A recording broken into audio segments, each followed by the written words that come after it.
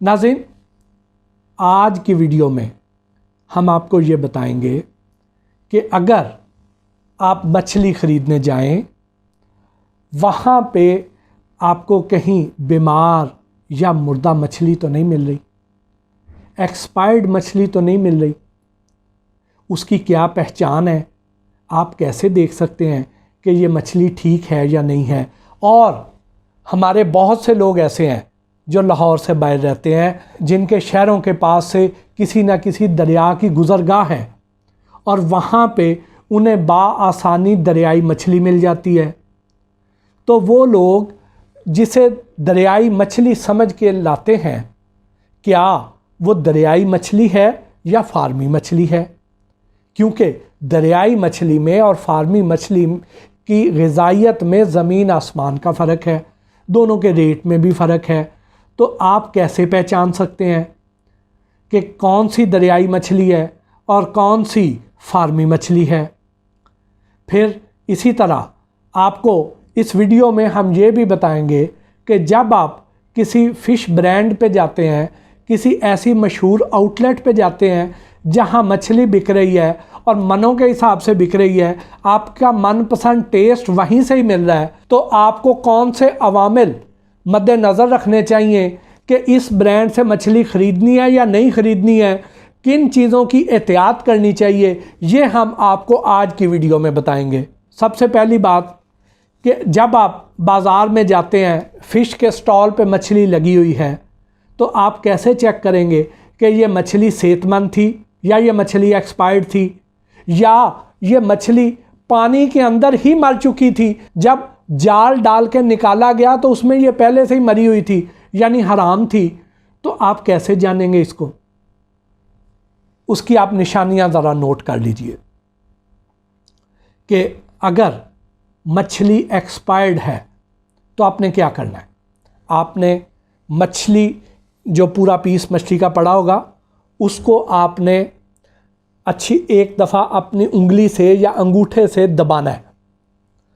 अगर आप उसे दबाते हैं और उस पे गड़ा पड़ जाता है और उंगली उठाते हैं तो वो स्किन वापस आ जाती है अपनी जगह पे, तो इसका मतलब ये है कि वो मछली ताज़ा है, वो मछली एक्सपायर नहीं हुई है। अगर आप उंगली से दबाते हैं और गड़ा वहीं पर ही मौजूद रहता है, वो स्किन वापस नहीं आती है, इसका मतलब ये है कि वो मछली एक्सपायर हो चुकी है। उस मछली को ना खाइए, उसमें बैक्टीरियल ग्रोथ हो चुकी है, वो मछली अपनी उम्र पूरी कर चुकी है, ये मछली खाने से आप बीमार हो जाएंगे। उसके अलावा दूसरी निशानी ये है कि आपने मछली की आंखों को देखना है। अगर मछली की आंखों में आपको चमक नज़र आ रही है, उसका जो रेटिना है वो शीशे की तरह चमकदार है, तो इसका मतलब ये हुआ कि वो मछली फ्रेश है। अगर उसकी आंखों की चमक ख़त्म हो चुकी है, वो बिल्कुल धुंधला चुकी है, तो इसका मतलब ये है कि वो मछली एक्सपायर हो चुकी है। फिर आप मछली वाले के पास जाते हैं, मछली जब आप उठाते हैं तो उसके मुंह के नीचे गलफड़े होते हैं। हम लोग जब सांस लेते हैं तो हमारे फेफड़े होते हैं, मछली जब सांस लेती है तो उसके गिलफड़े होते हैं। अब अगर मछली पानी के अंदर ही मर गई है तो ये क्या करेंगे, उसके गिलफड़े खुश्क होंगे। मछली वाले क्या करते हैं कि उसके गिलफड़ों पर दूसरी मछली, ताज़ा मछली का खून लगा देते हैं, तो जब आप उसको उंगली से हटाएंगे तो नीचे से साफ गिलफड़े नज़र आ जाएंगे। इसका मतलब ये हुआ कि वो मछली मुर्दा थी, इन्होंने मसनूई तौर पे ऊपर खून लगा के उसको बेचने की कोशिश की है। अगर आप उसे हाथ लगाते हैं, खून साफ़ नहीं होता, नीचे उसकी सुर्खी रहती है, तो इसका मतलब ये है कि ये मछली ज़िंदा थी, इसका खून कुदरती तौर पे जब वो बाहर आई है तो उसका खून बाहर आ गया, ये उसमें जमा हो के जिस्म से निकल आया। ये कुदरती अमल है कि इसका खून अल्लाह ताला ने एक निज़ाम बनाया है कि जैसे ही मछली पानी से बाहर आएगी उसका दिमाग मछली को हुक्म देगा, सारे जिस्म से खून इकट्ठा होकर गलफड़ों के ज़रिए बाहर आ जाएगा। तो अगर मछली पानी से बाहर आके मरी है तो इसका मतलब वो मछली हलाल है, तो आप उसकी इस निशानी से चेक कर सकते हैं। फिर आप दरियाई मछली और फार्मी मछली का फ़र्क आप देख लीजिए। आपको शहर में भी जगह जगह पे दरियाई मछली के स्टॉल नज़र आएंगे, और ख़ास तौर पे अगर आपके इलाके के पास से कोई दरिया गुज़रता है तो आप उस दरिया पे जाते हैं तो वहाँ बड़े बड़े बैनर लगे होंगे कि यहाँ पे दरियाई मछली मिल रही है।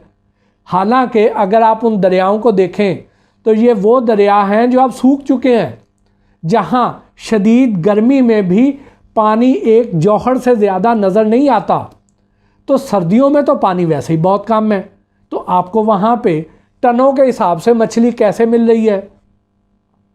इसका मतलब ये हो गया कि लोगों को चूँकि ट्रस्ट होता है कि लोग कहते हैं कि यहाँ दरिया से हमें दरियाई मछली मिलती है जो कि ऑर्गेनिक मछली है। यानी दरियाई मछली में और फार्मी मछली में वही फ़र्क है जो एक ब्रायलर मुर्गी में और देसी मुर्गी में फ़र्क है, क्योंकि ब्रायलर मुर्गी को एक ख़ास किस्म की खुराक खिलाई जाएगी ताकि उसका वज़न तेज़ी से बढ़े, और उसमें ख़ास किस्म की ग़िज़ाइयत न्यूट्रिशनल वैल्यू उसकी होगी। लेकिन जो देसी मुर्गी है उसमें उसकी न्यूट्रिशनल वैल्यू उस फार्मी यानी ब्रायलर मुर्गी से कहीं ज़्यादा बेहतर है। उसने हर किस्म की खुराक खानी है, उसने भागना दौड़ना है, उसकी वजह से उसके मसल्स भी स्ट्रॉन्ग हैं। उसकी अगर आप यखनी पिएंगे तो वो कहीं ज़्यादा सेहत बख्श है, जबकि ब्रायलर मुर्गी की यखनी में वो बात ही नहीं है, उसमें वो ग़िज़ाइयत ही नहीं है। तो same is the case with फार्मी एंड दरियाई मछली, कि जो दरियाई मछली है उसने एक नेचुरल फीड पे ग्रो करना है, उसने दरिया के ताज़े पानी में रहना है, उसने हर तरह की खुराक लेनी है।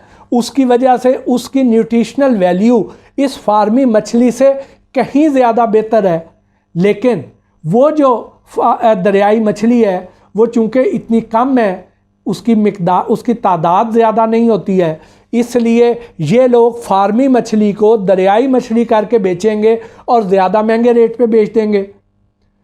तो वहाँ पे आप कैसे पहचान सकते हैं कि ये दरियाई मछली है या फार्मी मछली है? तो इसका एक ही सादा सा नुस्खा है कि जब आप वहाँ पे उनके स्टॉल पे जाएं तो आप मछलियों का साइज़ देखें। अगर वहाँ पे ऑड साइज़ की मछलियाँ पड़ी हुई हैं, यानी कोई बहुत बड़ी है, कोई छोटी है, कोई लंबी है, कोई पतली है, मुख्तलिफ साइज़ की अगर मछलियाँ पड़ी हुई हैं तो इसका मतलब ये है वहाँ पे दरियाई मछली मौजूद है। लेकिन अगर वहाँ पे आपको आलमोस्ट सेम साइज़ की सारी मछलियाँ नज़र आ रही हैं तो इसका मतलब ये है कि फार्मी मछली है, क्योंकि फार्मी मछली का जो सीड है वो एक ही वक्त में डाला जाएगा, एक ही तरह की उसको खुराक दी जाएगी, और उसकी एक ख़ास एज के बाद जब उसको निकाला जाएगा तो सारों की ग्रोथ एक जितनी होगी, उन सारी मछलियों का साइज़ एक जैसा होगा। तो आप बासानी पहचान लेंगे कि जो दरियाई मछली है, जो ऑर्गेनिक मछली है, उसमें तो ये रूल अप्लाई नहीं हो सकता, उसमें तो हर तरह की मछली जाल में आ जानी है। तो आप बासानी पहचान लेंगे। उसके बाद आ जाएं कि आप अपने मशहूर फ़िश पॉइंट पे जाते हैं जहाँ की मछली का जायका आपको पसंद है। आप पाकिस्तान के जिस शहर में भी रहते हैं, जब भी आप जाएं तो आपने कुछ अवामिल को मद्देनज़र रखना है। वो क्या है कि आपने देखना है कि जिन कढ़ाइयों में मछली फ्राई की जा रही है उनके नज़दीक प्लास्टिक के कैन तो नहीं पड़े हुए हैं जहाँ से तेल उठा उठा के उसमें उंडेला जा रहा है। अगर प्लास्टिक के कैन पड़े हुए हैं तो इसका मतलब ये है कि उसमें खुला कुकिंग ऑयल है, और ये खुला कुकिंग ऑयल जो मार्केट में इस वक्त अगर 250 रुपये से 300 रुपये लीटर कुकिंग ऑयल मिल रहा है जो कि ब्रांडेड और अच्छी क्वालिटी का है, तो ये खुला कुकिंग ऑयल 125 से 150 रुपये लीटर में मिल जाता है। और ये कौन सा है? ये पाम ऑयल है, और पाम ऑयल का भी सस्ता तरीन और घटिया तरीन वर्जन है। यानी ये सोप ग्रेडेड ऑयल है जो कि साबुन बनाने के नाम पे इंपोर्ट किया जाता है, जिसका मेल्टिंग पॉइंट 60 से 65 डिग्री है, जबकि हमारा बॉडी टेम्परेचर 37 डिग्री है। तो हम जब इस तली हुई मछली को कंज्यूम करेंगे तो ये ऑयल हमारे अंदर जाएगा तो 37 डिग्री पे मेल्ट तो नहीं हो सकेगा, तो ये हमारी अंतड़ियों में जम जाएगा। जब ये हमारी अंतड़ियों में जम जाएगा तो हार्ट डिजीज़ का बायस बनेगा, हार्ट अटैक का बायस बनेगा, हाई ब्लड प्रेशर का बायस बनेगा। तो खुदारा अगर आपको ये ऑयल के कैन जो प्लास्टिक के बने हुए हैं, ये प्लास्टिक के ऑयल के कैन उन कढ़ाइयों के नज़दीक आपको नज़र आ जाएं तो खुदारा वहाँ से मछली ना ख़रीदिए। लेकिन अच्छी बात तो ये है कि पंजाब में इस मसले पर बहुत हद तक काबू पाया जा चुका है। पंजाब फूड अथॉरिटी बहुत ज़्यादा विजिलेंट है। यहाँ पे खुला कुकिंग ऑयल बेचने पर पाबंदी है और पंजाब फूड अथॉरिटी सख्ती से इस पर अमल दरामद भी कराती है। बहुत शाज़ो नाज़र कहीं कोई चोरी छुपे अगर खुला कुकिंग ऑयल इस्तेमाल कर ले तो कर ले, जैसे ही पंजाब फूड अथॉरिटी की नज़र पड़ती है ये उसको सख्त से सख्त सज़ा देते हैं। तो यहाँ पे पंजाब में तो इस तरह की आपको कोई भी शिकायत नज़र नहीं आएगी।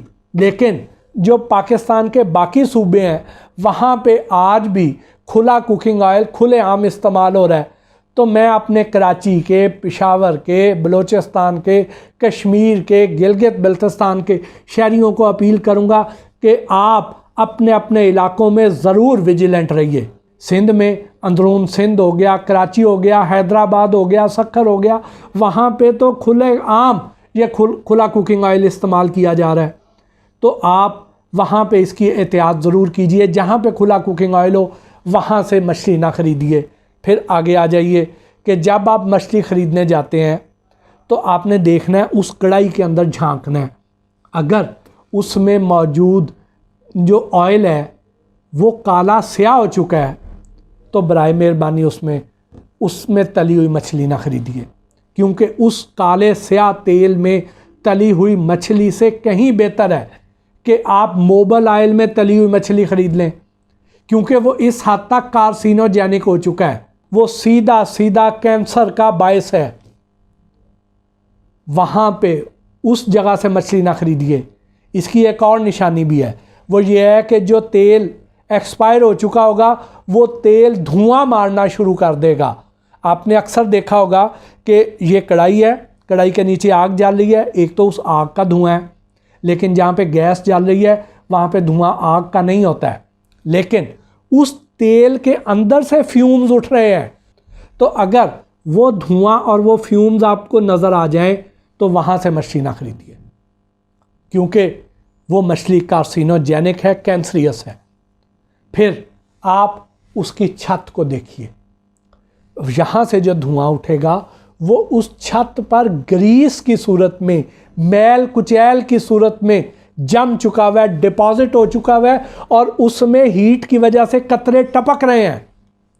अगर ये सूरत हाल है तो वहाँ से मछली ना ख़रीदिए। अभी जो बैक एंड पर जो मछली के हालात हैं वो तो आपको पहले मैं वीडियो में दिखा चुका हूँ, लेकिन उसके बावजूद अगर आप मछली खाना चाहते हैं तो बराए मेहरबानी इन अवामिल को मद्देनज़र ज़रूर रख लीजिए, क्योंकि एक तो करेला ऊपर से नीम चढ़ा कि एक तो वो मछली जिस मछली मंडी से आ रही है वहाँ के इतने बुरे हालात हैं, ऊपर से उसको इस गंदगी और गलाजत के तड़के लगा दिए जाएं तो फिर जायका किस किस्म का बनेगा इसका अंदाज़ा आप ख़ुद कर सकते हैं।